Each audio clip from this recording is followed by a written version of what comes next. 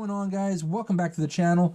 On the bench today is the CXD D12 Mini. This is a smaller version of the very popular WPL D12, and we've got it on the channel to share with you guys today. Now, I've already had it out of the box, already done my first test run, but I wanted to show you guys not only what the box looks like, but how it was shipped. So it was shipped inside this box with bubble wrap and was nicely packaged. So that was very nice to see. As you can see, the box it came in is in perfect condition. Now, we're going to get some info off this box. It's mostly in Chinese, but we can see it's obviously an RC, 1/16 scale. We can see it's multi-directional, and it's 2.4 gigahertz. I know that much. We're seeing a little bit of info on the bottom here. Nothing that most of us can understand there, other than there's your on-off switch. And on the side here, we're getting a little look at what it looks like here, how it was in the box. They had the wheel showing there. They had the transmitter showing up there with the CXD logo on it. Other than that, though, guys, that's about all the info we're going to see here. We do have a little bit of info on the bottom. Again, it's all in Chinese, and it's just showing you all the functions of the transmitter. So we'll take a look at the manual here momentarily, which does have the English version of all this information. Alright guys, well, let's get everything that was in this box on the bench here for us to take a look at. So guys, as soon as I found out that they were releasing a smaller version of the WPL D12, I was stoked. I knew I wanted to get one for myself. I was on the computer the morning that it was being released and getting my order in there, and at the same time, I did notice a handful of YouTube channels who have close ties to WPL. We'll call them the WPL fanboys. They all had early access to the RC, had pre-recorded videos ready to go for the release date, which is cool. They were promoting the product, but I didn't really want to see any of that content. I stayed away from it, and only saw little bits and pieces on Facebook, just scrolling through some of the groups. And the reason for that is I wanted to have a look at it for myself, give you my thoughts, my opinions on it without any external exposure to it. I've never purchased direct from WPL, and obviously never from Asia RC Depot. And I'm not that happy with how things went down. The purchasing of it was easy. It wasn't a big deal. But what I didn't like was, and then we'll show you on the screen right now. So I'm on the Asia RC Depot webpage now. And you can see the first picture there, right in yellow lettering, red background, free shipping. Okay, I'm like, because the price on this guy is not cheap. It was quite expensive. And the free shipping, it helped, right? At least the idea for free shipping. So I put my order in, and then I'm noticing at the bottom of the checkout, taxes and shipping calculated at checkout. And really, I thought, okay, it must be just taxes, not shipping. Well, then we move on. It's converted it over to US funds now, but $9.90 shipping.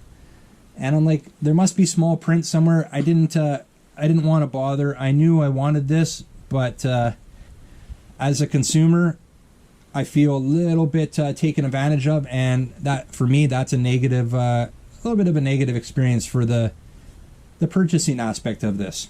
So let's get into what we're looking at here. So we're looking at obviously a 1/16 scale of the bigger 110 scale here, and it looks spot on. Like, the actual overall look and the detail that went into this is pretty much exact on what we had here when it was stock. So that is very cool.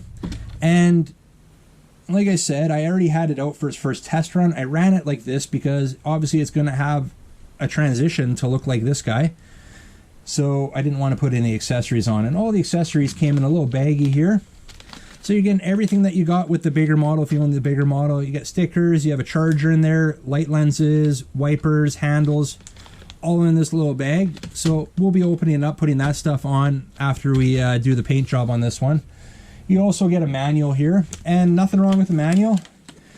Everything you need to know is on there in Chinese and in English. So very easy to read and very simple. Nothing wrong with that. You guys really have to scale down the transmitter as well. I kind of was under the impression I'd be getting one just like this that comes with, I think, nearly all WPL RCs. But no, we got one that's similar, just smaller, cheaper plastic, All the functions are the same. You've got your steering trim right there. You've got your little light there, your little power light, and this button right here is your rate speed. You got low rate and a high rate of speed. It functions good. It doesn't fit in the hand very nicely. My finger doesn't fit in the trigger that well at all. I find it very small, but is what is. I think they cheaped out on this when they could have supplied us with this, especially for the price we're paying for this little guy. It does take 2 AA batteries to power it, so we'll put that aside and just show you side by side. Or look at, that's how small it is. Like, it's pretty damn small compared to that your standard WPL transmitter. So not very happy with that. All right, put that aside. We'll put that aside. Now, as soon as I got it out of the box yesterday, I was pulling the tape measure, was getting some measurements for some 3D printing, because obviously we have a body kit. I've already printed it.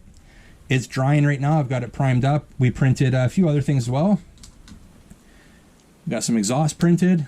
We got some rain guards printed, scaled down version, and a bed cover. Printed that as well. That was the last thing I printed today.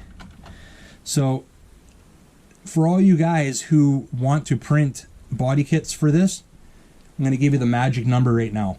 It is 62%. Everything I printed was scaled down to 62%, and I test fitted everything, and everything seemed to fit just fine. So 62% is what I consider the magic number to scale down your standard body kits for the 1/10 scale down to the 1/16 scale. So write that down, guys, 62% if you're wanting to print yourself body kit. Now back to the Mini here. So everything that was in the box we've shown. The battery on this one is concealed in here, and it's concealed, actually, we'll show that in a sec. It's quite nice. Like, this looks a lot like the undercarriage of the D12 here. Not exactly the same, but very similar, right? Obviously we don't have a drive shaft, but it does have one kind of molded in there. This one's got the motor back here, but it kind of looks like we have the motor under here as well, right? Like, similar looking. So that's cool. The motor that's in this one is a 130 motor, where this one's stock was a 260. But yeah, so for the battery though, and you can see the on-off switch right here, and actually we can show the LED lights as well right there. So that's all cool, exactly how the stock one was, at least the look of it. And here's your battery compartment, which is quite genius. Kind of, they really went into some detail there. You do get a little 1-cell battery here on this one. It's a 14500 500 milliamp hour 3.7 volt, and the runtime on this, no complaints at all. Definitely puts out enough power to run this little guy. You'll see that in my my short little test run momentarily here. So we'll put that in there. Now looking at the suspension on the rear, on the stock one, ignore these guys, they're additional, but it was leaf suspension. This one just has little springs in there, and they work fine. It handles fine, so can't complain about that. The front here does look very similar, but this one has I don't know how you would explain it. It's got a wire in there that kind of creates the suspension, where this one again here is springs. We'll do a full teardown on this one when I tear it apart to paint it up, so we can take a closer look at it then. So guys, probably one of the biggest disappointments that I discovered with this little guy was the wheels. Now they look great. They look very similar to the stock wheels from the D12, the original one. Same rubber, same look, same paint job. The quality's there, but it's the way they're mounted. The original one was mounted with a screw, which makes it easy to change out the wheels to aftermarket ones to give you a different look. This one, however, has no fasteners mounting it. These are pressed on. So they're pressed right onto the axles, which doesn't make it impossible to change out, but it makes it a lot more difficult. And it's going to be a bit of a challenge, I think, to order wheels. I may just print up some wheels on the 3D printer and put some drift wheels on it, but I am going to have a look to see if I can find any maybe model car wheels that would fit there. Interior looks on par with what the old one looked like there, the original one. It does have holes in the front. Let's see if we can see in there to allow clearance for the suspension. That is the only difference that I really see in there. Other than that, everything is looking pretty much the same. So that is awesome. They really hit the mark with this one for the appearance, the overall appearance of it. So we're going to get into my little test run here I did yesterday. I was in the cabinet shop. The weather wasn't that great outside, so I booted around in the cabinet shop just to get a feel for it. And I thought it actually did pretty good. It had great speed. It handled good, nice tight turns, good runtime. Actually, I never ran it till the battery died. So, and I was happy with the amount of runtime I had on it. So no complaints there. So let's take a look at that, and then we'll come back here and wrap this one up. We just threw the batteries in, charged it up before we came in here. Let's turn it on. Got the headlights blinking there. Let's turn on this little mini TX here. Not a big fan of that. And we'll start with slow rate here. There's already guys doing some awesome upgrades to it, or at least body mods to it. So, and I'm excited to do mine. Had it for a few weeks now. Haven't opened the box. Just got it open today. So, been having a lot of things going on, right? Not a lot of time. Put it to high rate here. This little button right here. I'll get a little more power into it. Definitely pretty zippy for a little guy, especially that small motor in there.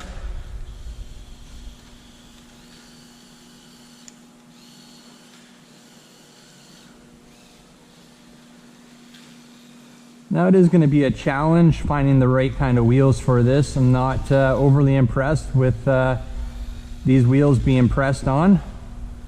So I have an idea what I'm going to use to make it work, but yeah, that's definitely another negative on this thing. But stock out of the box is actually not bad at all, guys. It's running pretty good.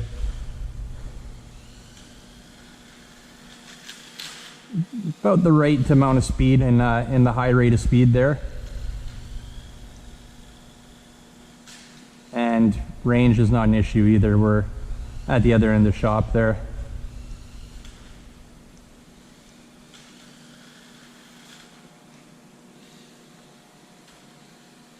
Nice tight turning radius on it.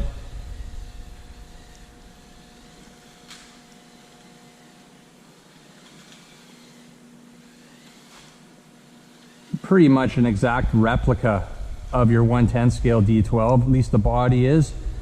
Suspension and chassis. The chassis is it's not exactly the same. It's made to look alike. And the suspension is obviously different than the 110 scale model. But actually the suspension on this actually doesn't feel too bad. It seems to be doing pretty good. Let's go full speed.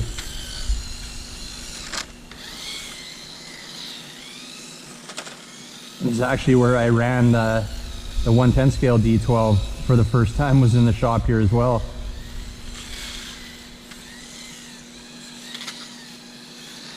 Do some donuts. Well guys, I'm not disappointed by the way it performs. It's definitely met my what I wanted it to, expectations for what I wanted it to do, at least performance wise. So I'm happy about that. That's huge.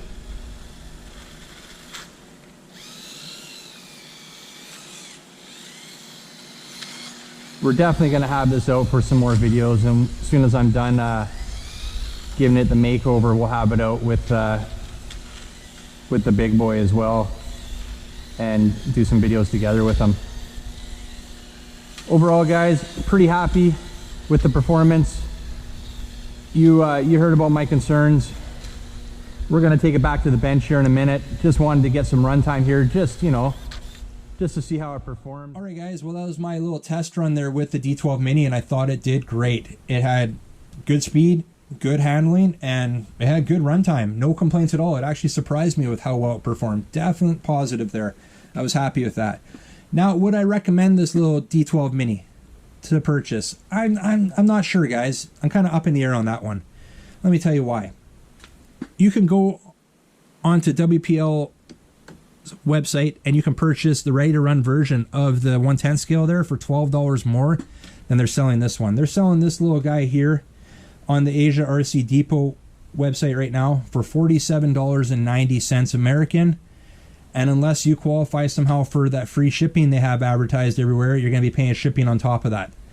So for $12 more on the WPL official site, you could get the ready to run version of that. And I think honestly, it's a better RC. You could also go to a third-party seller, and I'll leave links in the description for that. And you could get this thing for even cheaper. You could get it for, I'll have a link in the description. You can get a model of the D12 here with 2 batteries for about $47 American with free shipping, which brings you cheaper than the WPL official, and it'll bring you cheaper than what Asia RC Depot is selling this guy for.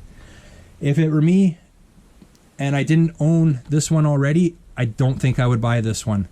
And I think most of the purchases that you're going to see with this one are people who already own this one, who want a smaller version of the customized one they've already done. Just my opinion. I wanted to put some options out there for you guys and just give you a little heads up on my thoughts of the D12 Mini. Positives, again, it performs great. It has that awesome scale look to it. You can definitely 3D print all the parts that are available for this one with that 62% on the slicer. On your 3D printer slicer, scale it down to 62% and you should be just fine for this model. But guys, for right now, I think we're going to leave it at that. You like this video, make sure you give a big thumbs up, and if you're new to the channel, really appreciate hit that subscribe button before you head out, and remember, don't be a stranger. We'll see you on the next one. See you.